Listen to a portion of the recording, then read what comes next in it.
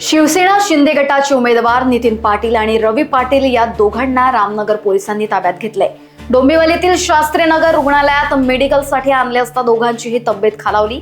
रुग्णालयात मोठ्या संख्येने शिवसैनिक जमा झाले होते। यानंतर दोघांना ठाणे सिव्हिल हॉस्पिटलमध्ये हलवण्यात आलं।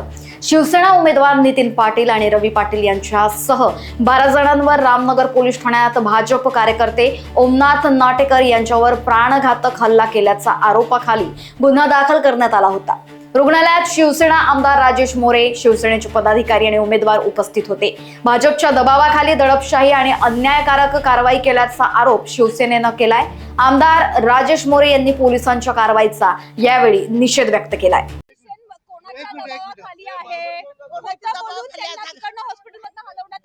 मला बाहेरून कळालं, मला मी पोहोचले हॉस्पिटलला, इथे कळालं इथं नाही पोलीस स्टेशनला आहे।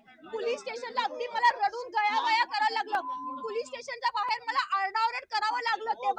तेव्हाही सांगितलं, त्यानंतर तिकडनं बाहेर काढलं। तिथेही मला सांगितलं की हे काय आणि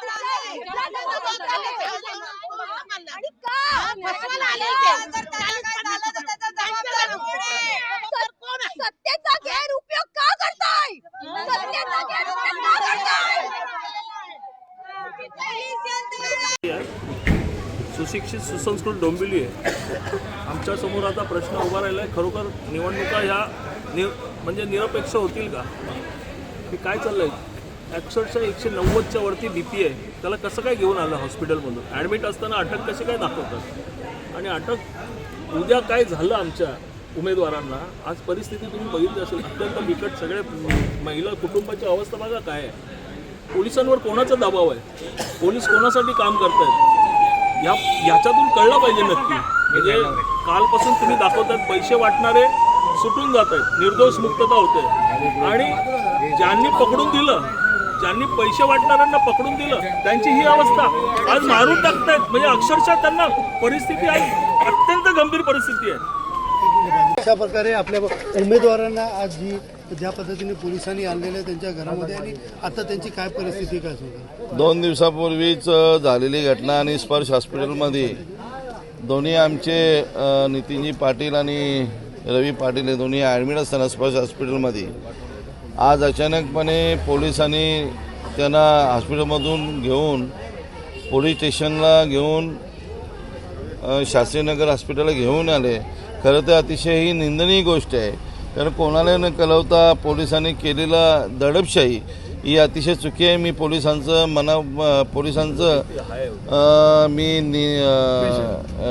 पोलिसांचा निषेध करतो, कारण या पेशंटचं वाढलेलं BP, पेशंटची झालेली कंडिशन बॅड, आणि त्यामुळे आपण त्यांना आज ठाण्याला शिफ्टिंग करायचा निर्णय घेतला। डॉक्टरांनी निर्णय की ताबडतोब आपण यांना शिफ्टिंग केलं पाहिजे, कारण ऑक्सिजनची लेवल अतिशय कमी झालेली आहे पेशंटची। हार्टचाही BP वाढलेला असल्यामुळे ताबडतोब आपण त्यांना ठाण्यामध्ये शिफ्टिंग करत आहोत। पण पोलिसांनी केलेली कारवाई ही निंदनीय आहे, म्हणून मी त्याचा निषेध करतो। काका, ज्या पद्धतीने पहिल्यांदा 4 जणांना त्यांनी पकडलेलं पैसे वाटप करताना भाजपचे कार्यकर्ते, त्यांच्यावरती कुठलाच गुन्हा दाखल केला नाही आहे, आणि त्यानंतर यांच्यावरतीच अशा प्रकारचं गुन्हा दाखल करणं तुम्हाला किती योग्य वाटतं? कुठल्या प्रकारचं दडपशाही आहे पोलिसांना माहीत नाही, कुठल्या प्रकारचा दबाव आहे माहीत नाही, पण आज जी कारवाई केली आमच्या या दोन्ही उमेदवारांवर ती अतिशय निंदनीय आहे। आणि ही कारवाई, आणि आजारी असताना, BP वाढलेलं असताना, हार्टचे त्रास असताना, ऑक्सिजन कमी होत असताना ही कारवाई केली अतिशय निंदनीय आहे, म्हणून आम्ही पोलिसांचा निषेध करतो। ज्या पद्धतीने आपण पाहिलं की काल पण तुम्ही रस्त्यावरती बसलेले, तुम्ही इशारा दिलेला की आम्ही रस्त्यावर उतरू, मात्र तुम्ही न उतरता आता भाजपचे पदाधिकारीच रस्त्यावरती उतरले, कार्यकर्ते रस्त्यावरती उतरले की यांना अटक करा। आता तुमची शिवसेना म्हणून काय भूमिका असेल? लक्षात घ्या, पेशंटला आमचे जे 2 उमेदवार आहे ही सर्वस्वी जबाबदारी पोलिसांची आहे। जर काही दुर्घटना घडली, काय झालं, तर सर्व जबाबदारी पोलिसांची असणार आहे। दुसरं आम्हाला काय बोलायचं आहे, कारण आमचे हे 2 उमेदवार आहे, तब्येत बिघडलेली असताना सुद्धा त्यांच्या कारवाई होते, अतिशय चुकीचे आहे, आणि आम्ही त्याचा निषेध करतो। आणि ही सर्वस्वी जबाबदारी पोलिसांची। मैत्रीपूर्वक तुमची लढत होती, मात्र आता दोघांना अटक करायला जिल्हा अध्यक्ष देखील या ठिकाणी आलेले। लोकवाहिनी मीडियाकरिता ब्युरो रिपोर्ट, मुंबई।